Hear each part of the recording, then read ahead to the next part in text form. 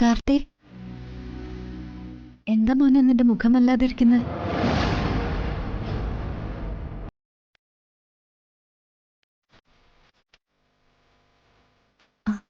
നിനക്കെന്തോ ഒരു ടെൻഷനുള്ള പോലെ.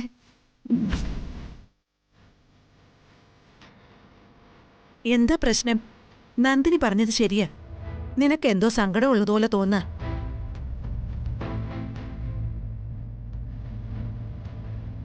എന്ത് പ്രശ്നമാണെങ്കിലും തുറന്നു പറ മോനെ.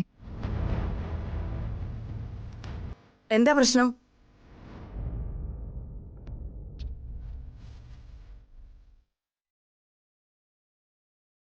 നീ വിഷമിക്കാതെ അമ്മയോട് പറ. എന്ത് പ്രശ്നമുണ്ടെങ്കിലും ഈ അമ്മ അതിന് പരിഹാരം ഉണ്ടാക്കാം.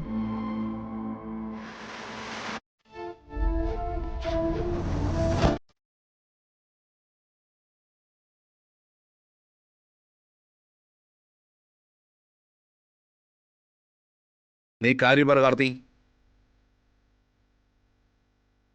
പുറത്ത് പോലീസ് പാർട്ടി എന്നെ കാത്തു നിൽക്കുന്നു.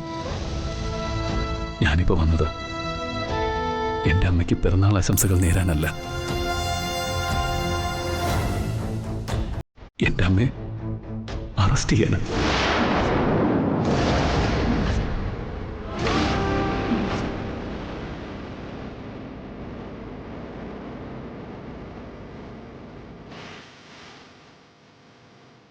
എടാ, നീ എന്ത് മര്യാദകേടാ ഈ പറയുന്നേ? ഇവളെ അറസ്റ്റ് ചെയ്യണോന്നോ? അറസ്റ്റ് ചെയ്യാൻ എന്റെ മകൾ എന്ത് തെറ്റാ ചെയ്തേ? മാധുരി ആന്റിയെ കൊന്നത് ജയരാമനങ്ങളും ദേവമ്മയും കൂടിയാണെന്ന് പോലീസിന്റെ പുതിയ കണ്ടെത്തൽ.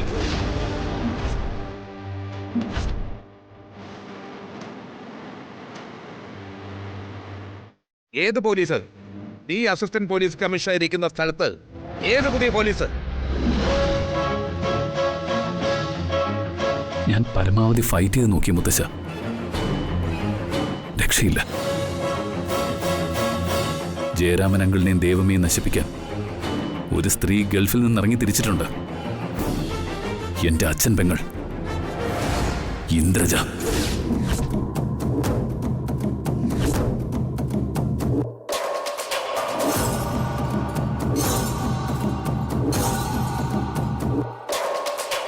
എന്റെ അമ്മ ആരും കൊന്നതല്ല. അച്ഛനോട് വെറുതെ വഴക്കിട്ട് ആത്മഹത്യ ഭീഷണി മുഴക്കി ഫ്ലാറ്റിന്റെ മുകളിൽ കയറിയപ്പോ കാല് തെറ്റി നിലത്തേക്ക് വീണ് മരിച്ചതാ. ഞാൻ നോക്കി നിൽക്കുമ്പോഴാ സംഭവം. ഞാൻ ദൃക്സാക്ഷിയാ. ഏത് കോടതി വേണമെങ്കിലും ഞാനിത് പറയാം.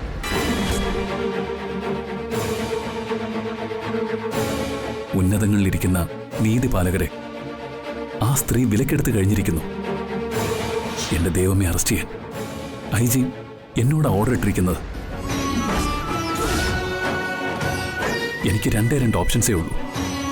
ഒന്നുകിൽ എന്നേക്കുമായി ഈ യൂണിഫോം ഊരി വയ്ക്കുക, അല്ലെങ്കിൽ എന്റെ ദേവമ്മയെ അറസ്റ്റ് ചെയ്യുക. നീ എന്ത് ചെയ്താലും എനിക്ക് വിരോധമില്ല. നിരപരാധിയായ എന്റെ മകളെ അറസ്റ്റ് ചെയ്യാൻ ഞാൻ സമ്മതിക്കില്ല. എന്താ അമ്മ ഇത്? ഇവൻ മനഃപൂർവ്വം ഒന്നല്ലല്ലോ ചെയ്യുന്നത്. ഇതവന്റെ കടമയാ. ഇവൻ അത് ചെയ്തേ പറ്റൂ. നന്ദിനി, അമ്മ അവനെ തടസ്സപ്പെടുത്തരുത്.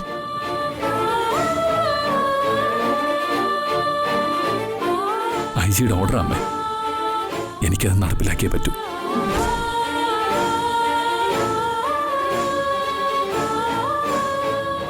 Sub inspector sir. നന്ദിനി അമ്മയെ അറസ്റ്റ് ചെയ്യാം. സർ. എന്തർത്ഥത്തിലാ നിങ്ങൾ എന്റെ അമ്മയെ അറസ്റ്റ് ചെയ്യാൻ വന്നിരിക്കുന്നത്? ആരുടെ നിർദ്ദേശപ്രകാരോ എന്റെ അമ്മയെ പ്രതി ചേർത്തത്? മാറി നിൽക്ക്. നീ എന്തിനാ അവരുടെ ഡ്യൂട്ടി തടസ്സപ്പെടുത്തുന്നത്? അവള് ചോദിക്കുന്നത് ന്യായമല്ലേ? ഓ, സാവിത്രി ചേച്ചിയുടെ ഈ സന്തോഷം ഞാൻ അറിഞ്ഞില്ല.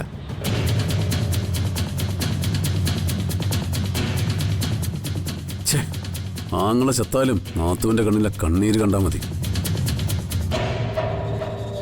നന്ദിനിയേട്ടത്തേക്ക് ഇന്ദ്രജയേക്കാൾ വലിയ ശത്രുക്കൾ ഈ വീട്ടിലെ ഉള്ളത്.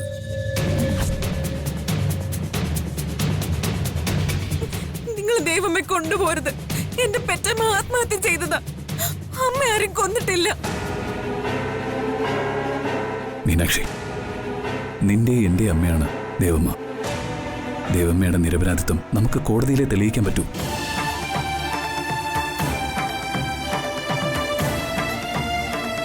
ഇപ്പൊ അറസ്റ്റ് ചെയ്യാതിരിക്കാൻ നിർവാഹമില്ല. Inspector, arrest. സർ,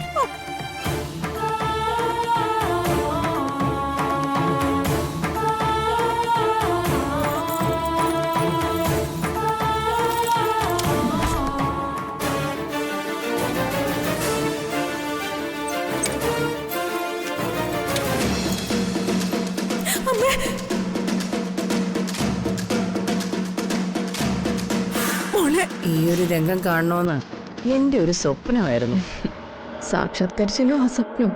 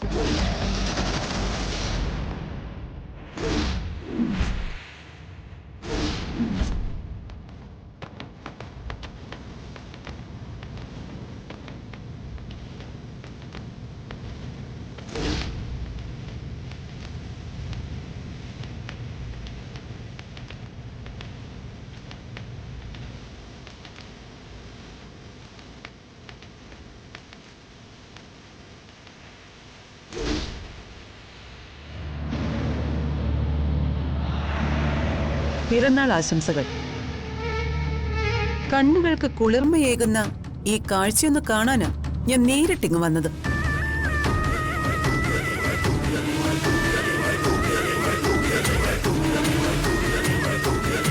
കാഴ്ചകളൊക്കെ അങ്ങ് നിന്റെ വീട്ടിലിരുന്ന് കണ്ടാ മതി. അത് കാണാൻ ചെമ്പകമംഗലത്തേക്ക് വന്നാൽ നിന്റെ കാലി രണ്ട് ഞാൻ തല്ലി ഓടിക്കും.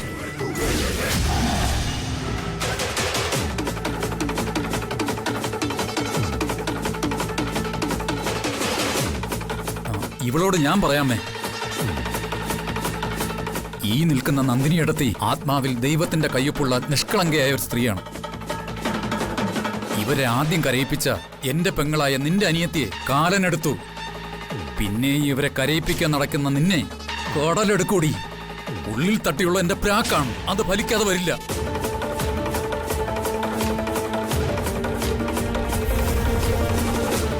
അച്ചി വീട്ടിൽ സംബന്ധക്കാരനായ നിങ്ങള് അത് തന്നെ പറയുന്നു എനിക്കറിയാം. അതവിടെ നിൽക്കട്ടെ. പക്ഷെ ദേ ഇവളെ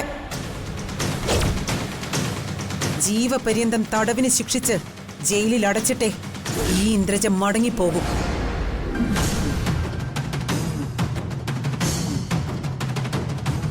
ശിക്ഷിക്കാൻ നിങ്ങളാരാ?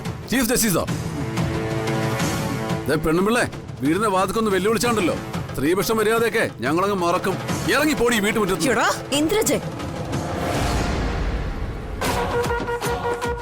നീ ഇവിടെ കിടന്ന് തൊണ്ട പൊട്ടിച്ചാലും ഞാൻ തെറ്റ് ചെയ്യാത്തതുകൊണ്ട് എനിക്കാരെയും പേടിയില്ല. എനിക്ക് നിയമത്തിലും കോടതിയിലും വിശ്വാസമുണ്ട്. അതിലുപരി ഇരുട്ടും വെളിച്ചവും മാറി മാറി വരുന്ന ഈ ലോകത്തെ ഭരിക്കുന്ന ദൈവത്തിലും. അവൻ തന്റെ ചിറകിൻ കീഴിൽ എന്നെ കാത്തുകൊള്ളും. എനിക്കത് ഉറപ്പുണ്ട്. മാറി നിൽക്ക് വഴിന്ന്.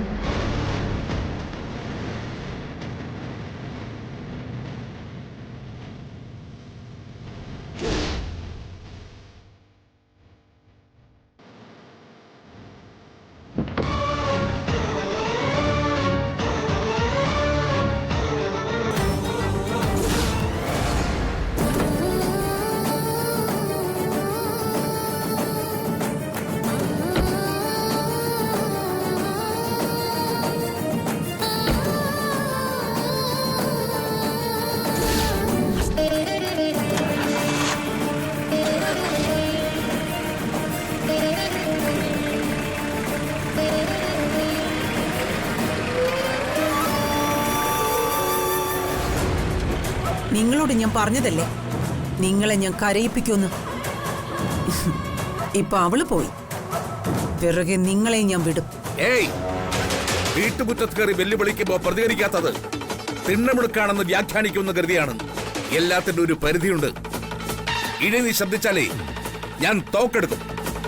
ആത്മരക്ഷാർത്ഥം പൊട്ടിച്ചതാണെന്ന് ഞാൻ പോലീസിൽ മൊഴി കൊടുക്കും. ദുർമരണം ചോദിച്ചു വാങ്ങണ്ടെങ്കിൽ ഇറങ്ങിപ്പൊടി. എന്തായാലും എന്റെ മകളെ അവളുടെ വളർത്തു മകനെ കൊണ്ട് അറസ്റ്റ് ചെയ്യിപ്പിച്ചതിന് രാജലക്ഷ്മി നിന്നോട് പകരം വീട്ടാതിരിക്കില്ല. പകയും പ്രതികാരവും സമൂഹദ്രോഹമൊന്നും ചെമ്പകമംഗലത്തുകാരുടെ ജീവിത നിഘണ്ടുവിലില്ലെങ്കിലും നിന്റെ അഹങ്കാരം അവസാനിപ്പിക്കാൻ എനിക്ക് നിന്നെ കരയിപ്പിച്ചേ പറ്റൂ. കരയുമ്പോ നീ എന്നെ ഓർക്കരുത്, ദൈവത്തെ ഓർക്കണം. കാരണം അത് ദൈവം നിനക്ക് തരുന്ന ശിക്ഷയാ.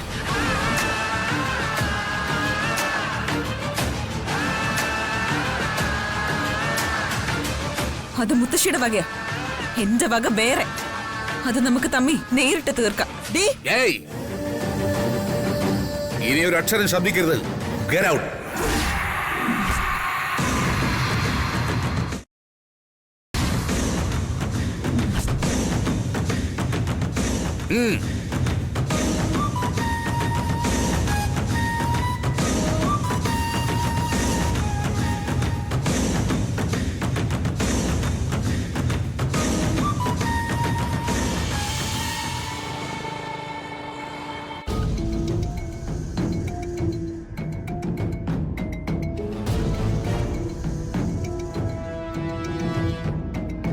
ഇതൊക്കെ സാറ് വരുമ്പോ കാണിക്കണം. സർ,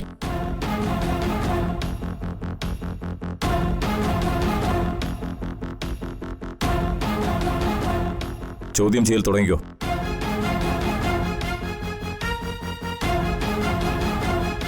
നിങ്ങൾ ഇവരുടെ റിലേറ്റീവ് ആയതുകൊണ്ട് ഇതിൽ ഇടപെടാൻ പാടില്ല. സർ, എന്റെ വളർത്തമ്മയാണ് സാർ ഈ നിൽക്കുന്നത്. മാത്രമല്ല എന്റെ അമ്മ നിരപരാധിയോ. നിരപരാധിയാണെന്ന് നിങ്ങളങ്ങ് തീരുമാനിച്ചാൽ മതിയോ? ACP, be silent. You not interfere.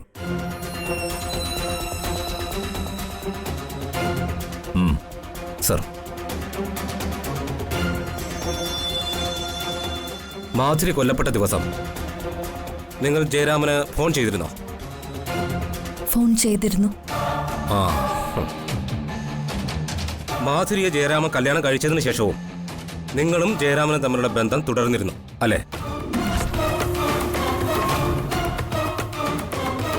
ഇല്ല. ബന്ധമില്ലെങ്കിൽ പിന്നെന്തിനാ ഫോൺ ചെയ്തത്? വല്ലപ്പോഴൊക്കെ ജയറാമേട്ടൻ മെസ്സേജ് അയക്കുകയും ഫോൺ ചെയ്യുകയൊക്കെ ചെയ്യുമായിരുന്നു. അത് വീട്ടിലെ വിശേഷങ്ങൾ അറിയാൻ വേണ്ടിയാ. ഓ, പ്രത്യേകിച്ച് അച്ഛന്റെ അമ്മയുടെയും വിവരങ്ങളും. ആഹാ.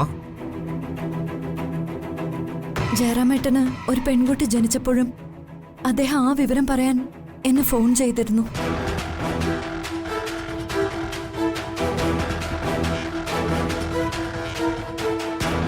നിങ്ങൾ വല്ലാതെ പതറുന്നുണ്ടല്ലോ. എന്തിന്? തെറ്റ് ചെയ്തവരെ പോലീസിന് മുന്നിൽ പതറാറുള്ളൂ. ഞാൻ തെറ്റൊന്നും ചെയ്തിട്ടില്ല.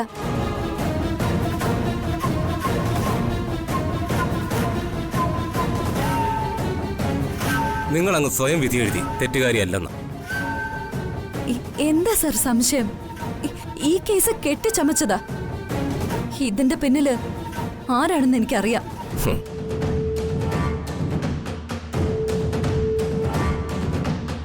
മാധുരി മരിച്ച ദിവസം നിങ്ങൾ ആ ഫ്ലാറ്റിൽ പോയിരുന്നു? ഇല്ല. പോലീസിന്റെ തെളിവുണ്ട്. എന്ത് തെളിവ്? CCTV കള്ളം പറയില്ല.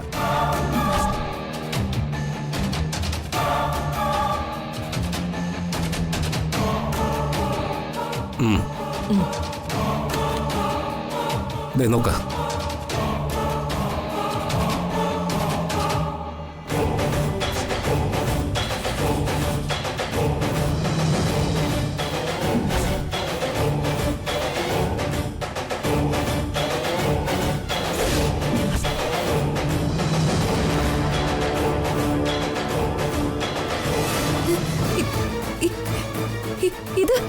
ഇത് മാധുരി മരിച്ച ശേഷം മീനാക്ഷി കൂട്ടിക്കൊണ്ടുവരാൻ ഞാൻ ആ ഫ്ലാറ്റിൽ പോയിരുന്നു.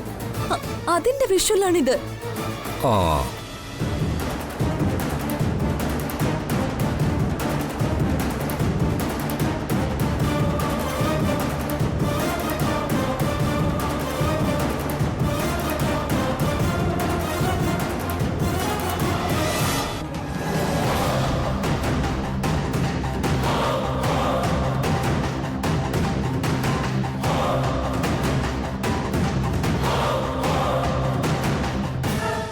മാധുരി കൊല്ലപ്പെട്ട അതേ ദിവസം നിങ്ങൾ അതേ ഫ്ലാറ്റിൽ ജയരാമനൊപ്പം ഉണ്ടായിരുന്നു എന്നതിന് തെളിവുകളുണ്ട്.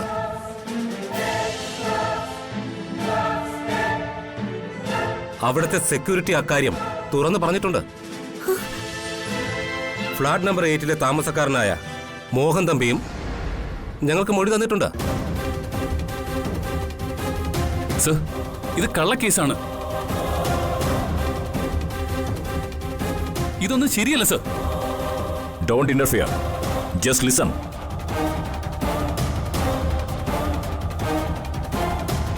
U continue. സർ,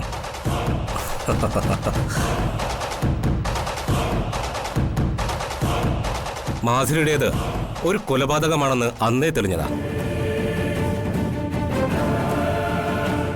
അതിൽ നിങ്ങൾക്കുള്ള പങ്കുകൂടി ഞങ്ങൾ അന്വേഷിക്കുകയായിരുന്നു. നിങ്ങളും ജയരാമനും തമ്മിലുള്ള ബന്ധത്തിന് മാധുരി ഒരു തടസ്സമായിരുന്നു. അതിന് നിങ്ങളും ജയരാമനും കൂടി മാധുരിയെ ഫ്ളാറ്റിന്റെ മുകളിൽ നിന്ന് താഴേക്ക് തള്ളിയിട്ട് കൊന്നു. ഇല്ല ഇല്ല ഇല്ല, ഇതൊക്കെ പച്ചക്കള്ളോ.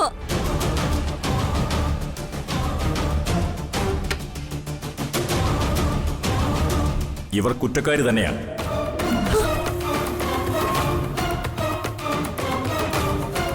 എത്രയും പെട്ടെന്ന് റിമാൻഡ് റിപ്പോർട്ട് എഴുതി പ്രതിയെ കോടതിയിൽ ഹാജരാക്കൂ.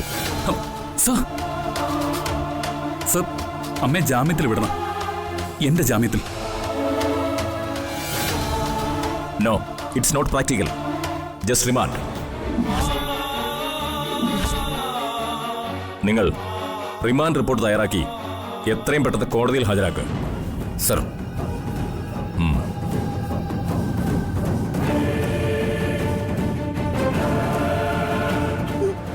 മോനെ,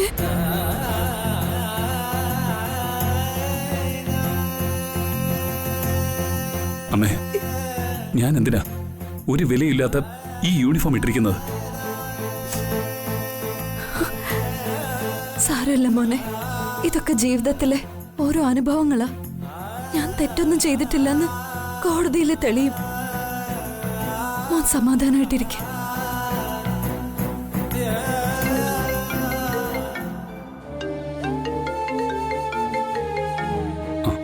മീനാക്ഷിയാ?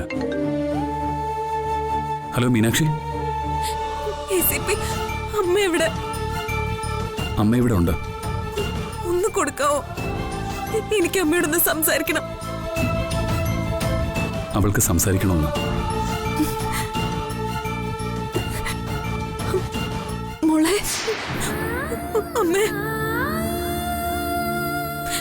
അമ്മ ഇവിടെ എന്തെടുക്കുന്നു? ഇവിടെ ഒരു കുഴപ്പമില്ല മോളെ. എന്റെ മോള് സമാധാനമായിട്ടിരിക്കെ. അമ്മ വേഗം വരാം. അമ്മ, ഹലോ അമ്മ.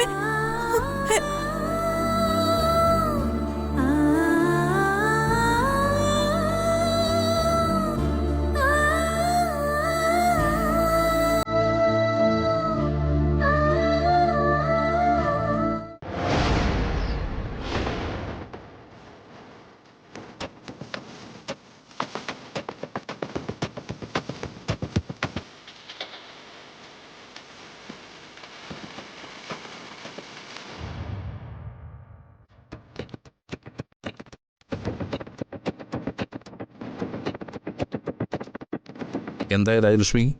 വെല്ലുണ്ട്, എടുത്തിട്ട് വേണ്ടേ? പല പ്രാവശ്യം ഞാൻ വിളിച്ചു. അവരൊക്കെ വലിയ തിരക്കുള്ള ആളുകളല്ലേ, തിരിച്ചു വിളിക്കുമെന്ന് പ്രതീക്ഷിക്കാം. ജഗന്നാഥ വക്കീലായിരുന്നല്ലോ മേട്ട? അതെ, അദ്ദേഹം വരാമെന്ന് പറഞ്ഞു. പക്ഷേ മൂപ്പരൊരു നെഗറ്റീവും കൂടി സൂചിപ്പിച്ചു.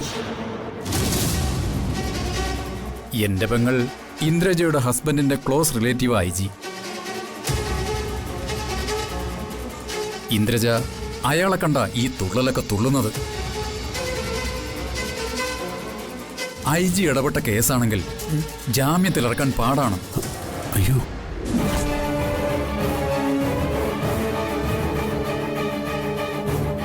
ഒരു ദിവസം പോലും എന്റെ നന്ദിനിയെ പോലീസ് ലോക്കപ്പിലോ ജയിലിലോ കിടത്താൻ ഞാൻ സമ്മതിക്കില്ല. ഈ രാജലക്ഷ്മി ജീവിച്ചിരിക്കുമ്പോ ഞാൻ അതിനെ അനുവദിക്കില്ല. ചെമ്പകമംഗലത്തേടെ കരുത്ത് എന്താണെന്ന് അറിഞ്ഞുകൊണ്ട് തന്നെയാണ് ആ ഇന്ദ്രജ മത്സരിക്കുന്നത്. അതുകൊണ്ടാണല്ലോ ലോക്കൽ പോലീസ് അന്വേഷിക്കേണ്ട കേസ് IG ലെവലിലേക്ക് എത്തിയിരിക്കുന്നത്. നമ്മുടെ പുത്രൻ ഇവിടെ ഉണ്ട്. ചെറിയ ആളുമല്ല, ACP. അവനെ വരെ സൈലന്റ് ആക്കിയ ഈ ബർമുഡ ട്രയാങ്കിൾ അവർ ഒരുക്കിയിരിക്കുന്നത്.